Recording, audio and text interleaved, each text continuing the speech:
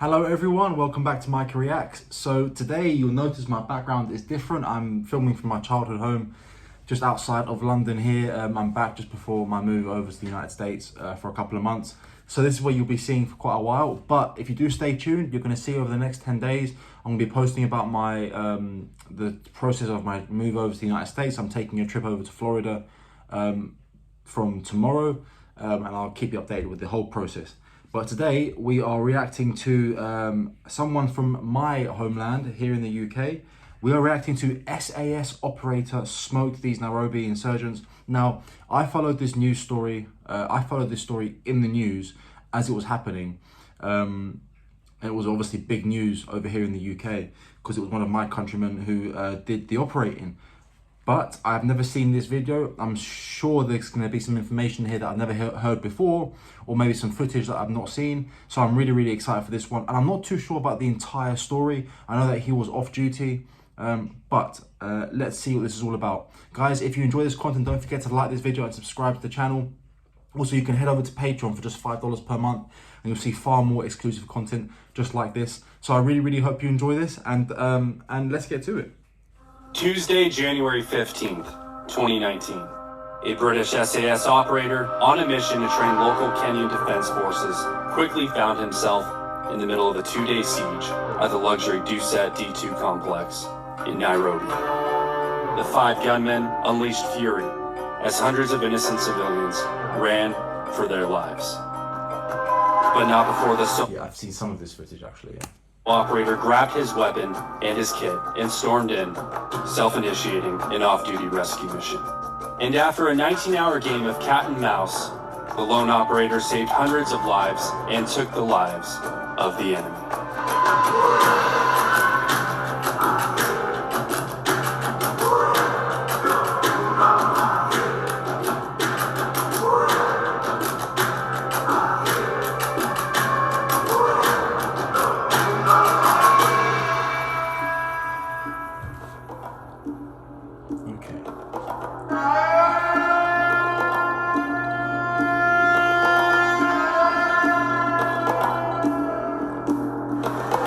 In 2019 alone, there were over 6 terrorist attacks in Kenya, and over the last several decades, terrorism in Kenya has run rampant throughout, from the 1975 Nairobi bombing to the 2013 Westgate Mall incident.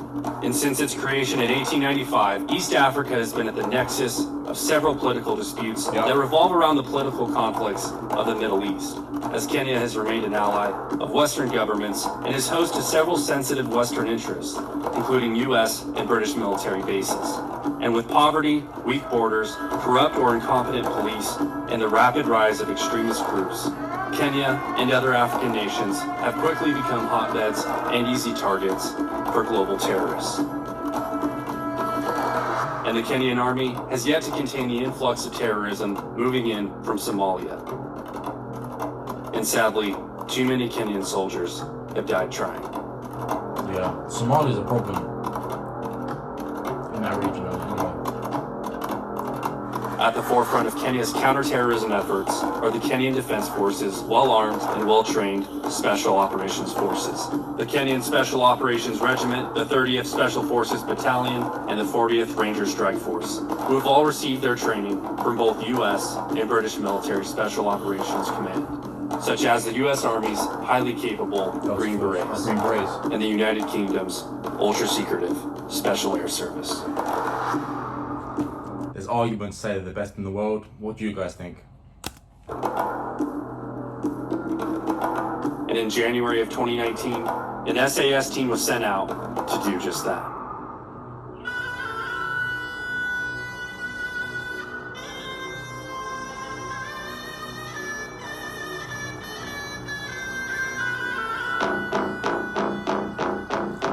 I like the music.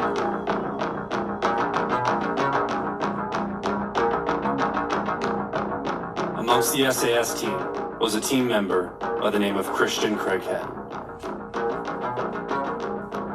a seasoned operator who first joined the British Army at 16 years old in 1992. He began his career as a junior paratrooper before coming of age and moving onward to the paratrooper regiment, which for comparison to the United States, a British paratrooper is the same thing as an Army Ranger. After serving 3 years as a parachute... Yeah, they are the same thing as an Army Ranger. Obviously, you guys have the 101st, the 82nd, you have a lot of airborne regiments, but the British Army Airborne, the Maroon Berets, are in fact the Army Rangers. It's extremely tough to become a paratrooper in the UK. Craighead then joined the Pathfinders, which again, for US comparison, it's like MARSOC. He deployed with the Pathfinders to Iraq during the 2003 invasion of Iraq, where he led reconnaissance missions. And around 9 years later, he attended and completed the SAS's notorious 6-month-long selection program and joined the SAS regiment. It's tough. And in true SAS fashion, the rest of his history is lost and remains untold, as the ethics of the Special Air Service are true to form of the phrase, the quiet professionals. But the SAS's legendary exploits over the years have often superseded their efforts of secrecy. The end came with an assault on the building by the Army's Special Air Services Regiment, the SAS. And at the tip of their spear lies the 22nd SAS Regiment, the Special Air Services Tier 1 unit, of which Craighead... So that would be like SEAL Team 6. ...belonged. And when his seemingly peaceful training mission in Kenya took an unpredictable turn, Craighead delivered the gunman an unpredictable turn of his own. War Thunder, the military online action game, has received a new major update. Feel the power. And on the afternoon of January 19th, at approximately 3 p.m., at the 5-star D2 hotel complex, as guests were having lunch and shopping around, 5 Kenyan nationals of non-Somali descent were moments away from executing a calculated attack. The terrorist cell had traveled to the complex from their home base located in Somalia. Armed with AK-47s, hand grenades, and an IED, the men staged outside of the complex. The 14 Riverside complex in its entirety is one of East Africa's largest and more upscale developments, consisting of banks, restaurants, executive offices, and the hotel itself. A stage with stark contrast to the barbaric attack that was soon to unfold. At approximately 3:30 p.m., one of the insurgents breaks off on his own and enters the complex, where he locates and fronts the outdoor patio of the lively lunchtime rush of the Secret Garden restaurant, shouting aloud in Swahili before committing to the first phase of the attack and blowing himself up. Okay. Well, I know what you shouted. I never really understood that, to be honest with you. I mean, if you're going to fight a war that you believe that you should be fighting, then, you know, like for example, that form of warfare is really counterproductive because you just keep losing soldiers. But anyway.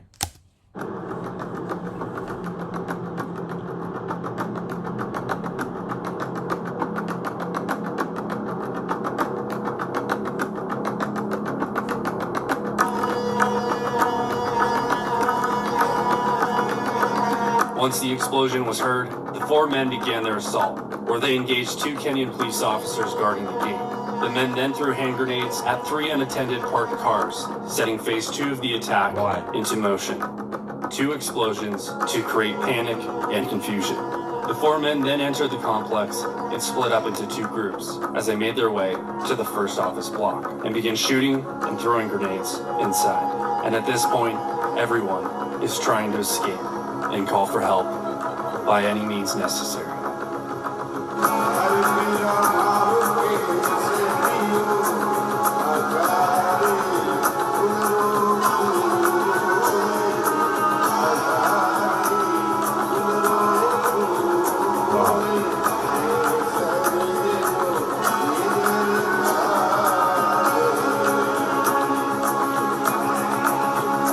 Members of private security forces and armed individuals, along with some off-duty police officers, were some of the first to respond. At which time, an unknown person present at the complex picked up his phone and called his friend, Christian Craighead. He answered the phone and could hear the sound of gunfire coming from the background. The man requested for Craighead's assistance at the complex. He grabbed his gear and jumped in his truck, Still in his jeans. dodging in and out of traffic and arriving on scene only moments later. He had little to no intel on what was specifically taking place, but the sound of automatic gunfire was evident. Wearing a ball... Guys, when an SAS operator turns up, even by himself, you've really messed up. Clava, body armor, and freaking Armani jeans. The dude's 007. And he's also got a Black Rifle coffee block ear patch. Craighead armed himself with a Glock 17, a combat knife, and a suppressed Mako C8 carbine rifle. And without orders, relying only on his elite training and battle-proven instincts, the SAS operator went rogue and mobilized himself. And just like that, Obi-Wan Nairobi was born. Gives me chills.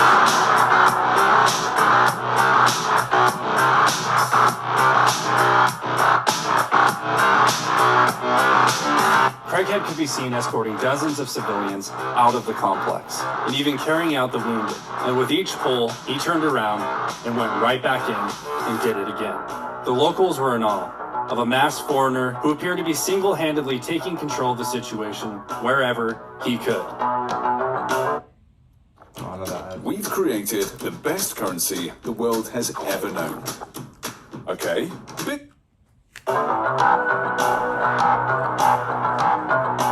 It wasn't long until reinforcements showed up. As police and other Kenyan forces responded to the scene, Kenyan soldiers and police established a perimeter around the complex. Craighead embedded with a group of the soldiers and moved through the complex to continue rescuing employees and guests who were still pinned down within. And footage from the event even shows him leaving those forces behind and taking matters into his own hands to directly engage the enemy. And while clearing buildings and sweeping the courtyards, Craighead located the terrorists and swiftly engaged the enemy, single-handedly killing 2 of them.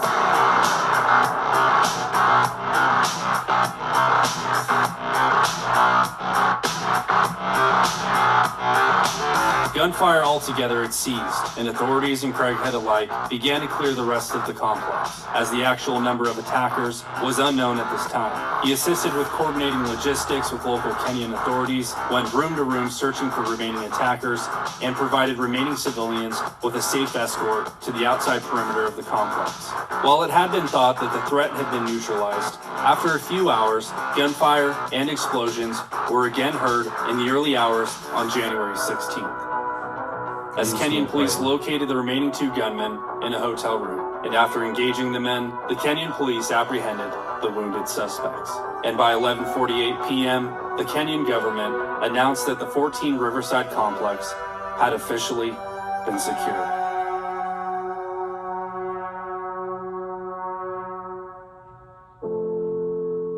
Yeah, this should be interesting. The aftermath should be interesting.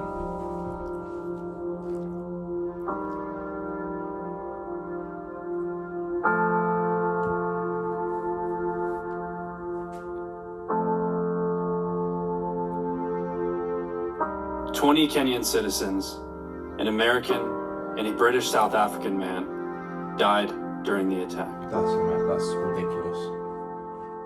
The terror group Al-Shabaab issued a statement claiming the attack was coordinated with the assistance of Al-Qaeda as retaliation for the relocation of the U.S. Embassy in Israel. Christian Craighead was awarded a conspicuous gallantry cross for ending the 19-hour siege, which is the second highest honor in the United Kingdom. His heroic actions saved hundreds of lives, and he retired from the SAS in 2020. He wrote a Oh, he retired. That's interesting. book about the event titled "One Man In" that is currently pending approval from the Ministry of Defense. Yeah, that makes perfect sense. Hey guys, if you enjoyed this video, be sure... I loved that video. That was actually great. That was very eye-opening. I would have.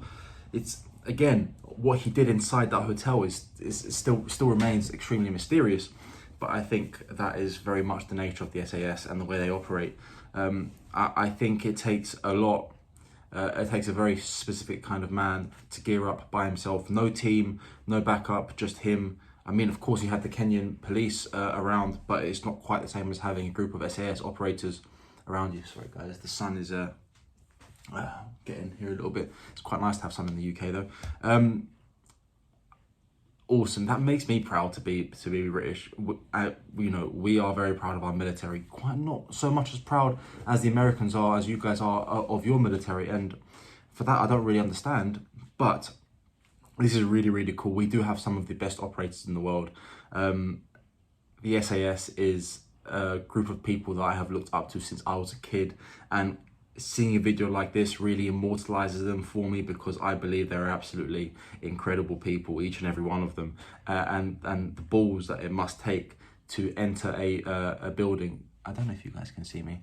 To enter a building like that is immense, absolutely immense. So that was absolutely awesome, guys. If you guys have any comments, let me know down below if there's anything similar you want me to react to. But I would just like a huge shout out to this guy, absolutely fantastic.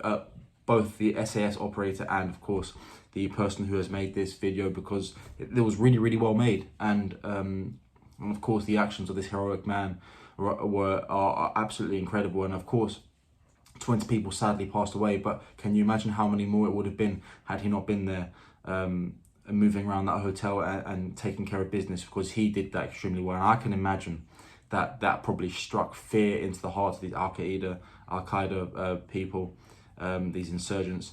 And you know, it's just testament that one of ours can decimate four of theirs quite easily.